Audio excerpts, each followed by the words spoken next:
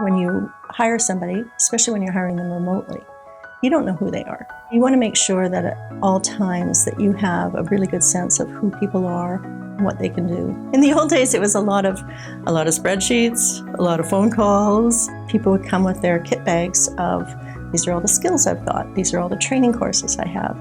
And you had to make sure that not only were they actually valid, but they were actually in good stead. But the reality is that in today's world, you really need proof.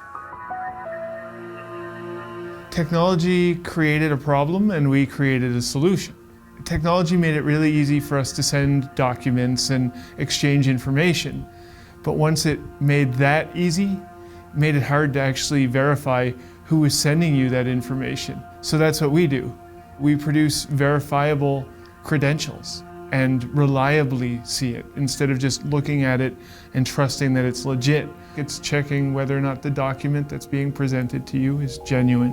The person who issued it is actually a place that has the ability to issue that credential. I could write you a piece of paper that says you're allowed to handle propane canisters and smoke at the same time.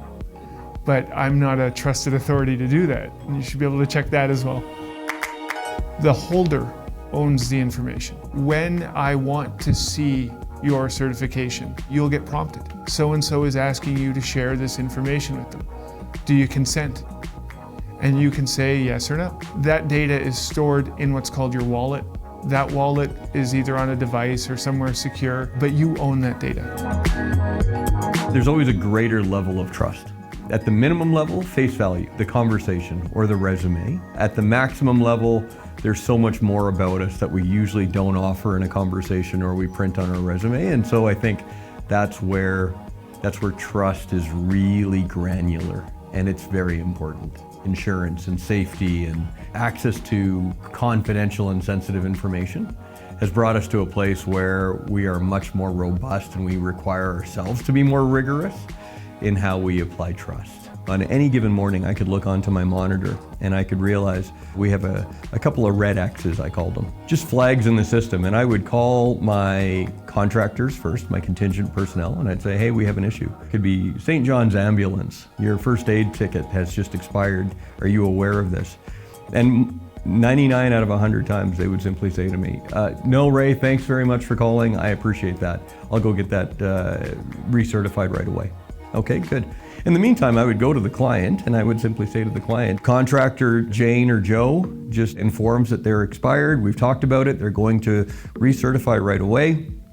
Any action required. And the client could then say, yeah, Ray, that's unfortunately a non-compliance issue for us. That person cannot step on site. Or they might say, no, we're okay for a day or two, whatever it requires. And they had the choice to make those decisions consciously, rather than we find out a week later that someone's been working non-compliant.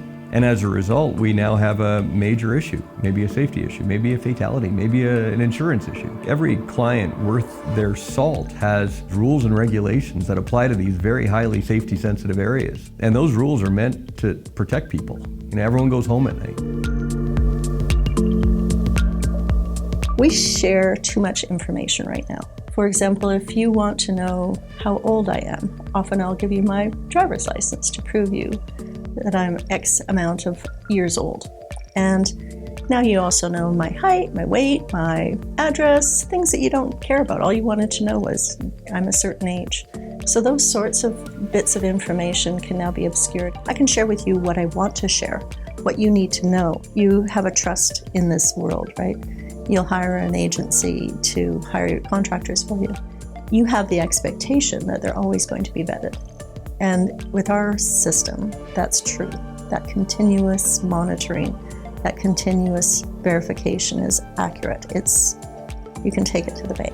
You don't have to store any of this information anymore, so you don't have the risk of privacy breaches or anything like that. You don't need to care about that information. You know it's available, you know it's been verified, and you know when it goes off center or if it becomes untrue, you'll be notified about that untruth. But you won't have to worry about the risk of storing personal information from people anymore.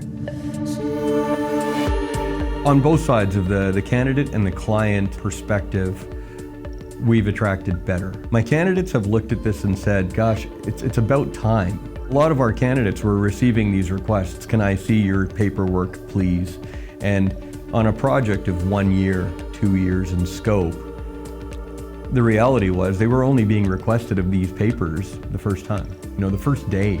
2 years later, things have expired, things have been lost, things have been gained, and none of that stuff was updated. Just not by virtue of we didn't care, we just couldn't simply keep up. I'm calling you, I'm asking my contractors for paperwork, I'm telling them every quarter that it's expired, they're getting back to me whenever they get back to me, and then work goes on. This is Monday morning that I'm literally able to answer that question. Or Tuesday morning, because I didn't work Monday because I took a long weekend. It's such a beautiful system. I can see it on my mobile phone, where I can report to my client at 2 o'clock on a Thursday and say, hey, we have a compliance issue. They can go home at night realizing that they no longer have that magnificent gap between what is required of them and what is actually happening.